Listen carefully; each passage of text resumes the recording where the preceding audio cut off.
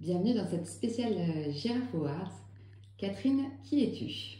Alors de Beja, je m'appelle Catherine Lefebvre, je suis à la base professeure de danse, donc j'ai un petit quelque chose, un pincement de cœur pour tous les projets, pour toutes les initiatives petite enfance qui sont en lien avec des projets artistiques, avec le mouvement. Je suis également psychomotricienne et je travaille dans le milieu de la petite enfance depuis plus de 30 ans. Le secteur hospitalier, le secteur privé lucratif, le secteur associatif.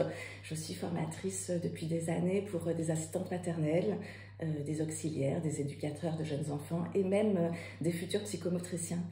La chose qui est vraiment la plus importante peut-être, c'est que ça fait 7 ans que je fais partie du comité des passages et j'ai la chance de faire partie d'une équipe de chercheurs, de penseurs, d'artistes, de pédagogues qui se rejoignent pour réfléchir à l'évolution des pratiques dans le milieu de la petite enfance, que ce soit en garde à domicile, assistante maternelle ou que ce soit dans le milieu collectif et même dans les écoles de formateurs avec la formation initiale.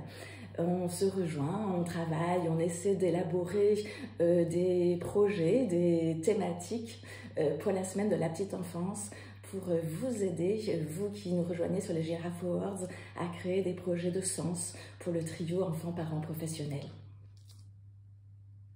Parfait. Et Catherine, je crois que tu as une nouvelle mission pour 2023. Alors, l'émission pour 2023, en fait, on me donne la grande chance de devenir présidente du jury des Giraffe Awards.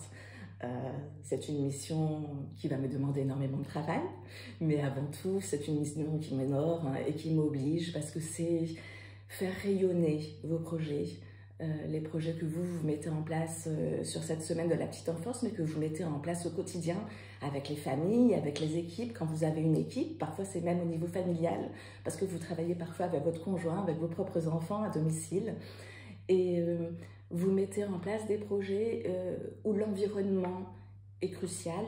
Vous savez que pour l'éveil de l'enfant, pour l'éducatif de l'enfant, cet environnement qui parle du trio, qui parle aussi de l'environnement un peu plus élargi, peut-être avec des institutions, avec les partenaires sociaux, locaux, les médiateurs culturels, ils sont primordiaux pour l'enfant.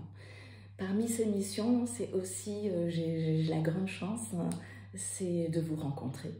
C'est-à-dire que pour ceux qui seront lauréats, je vais vous rencontrer en octobre lors de la remise des prix des Giraffe Awards. Pour les autres, je vous rencontre aussi, même si vous vous en rendez peut-être pas compte, mais ça va être la lecture de 150-200 dossiers et d'aller à leur rencontre de votre écriture, mais surtout de ce que vous partagez par le biais de ces projets.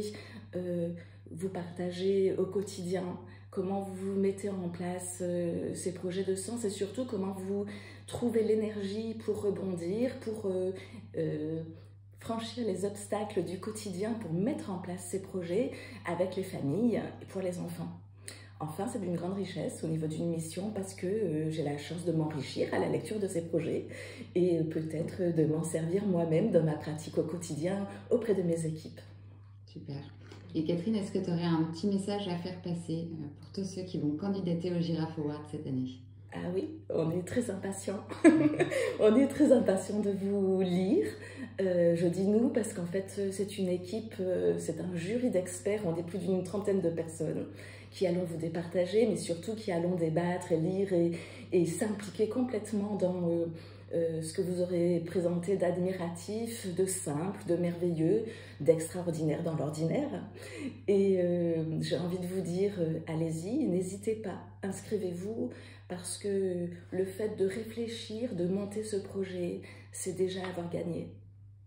Merci Catherine.